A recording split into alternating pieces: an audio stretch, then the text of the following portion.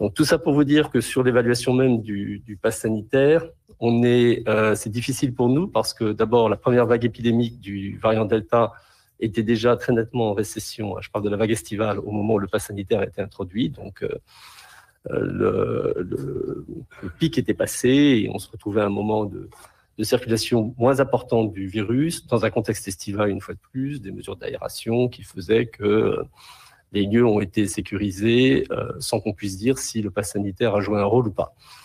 À l'automne, la vague Delta a repris, comme vous le savez, un peu plus tardivement chez nous comparé à nos voisins, peut-être parce que le mois d'octobre a été un petit peu plus clément, mais il n'empêche que on l'a vu nettement au mois de novembre.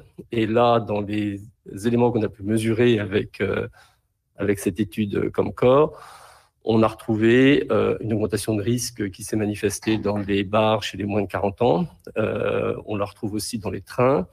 Les discothèques, quand elles étaient ouvertes, comme je vous l'ai dit, il y avait un risque augmenté. En revanche, on n'a jamais vu, par exemple, de reprise de la circulation du virus dans les restaurants qui soit détectable dans notre étude. Est-ce que c'est parce que les mesures y étaient de distance physique, d'aération, comparées à des périodes d'il y a un an plus tôt, étaient mieux appliquées, ou est-ce que parce que le pass sanitaire a eu un effet? Je ne peux pas vous le dire, mais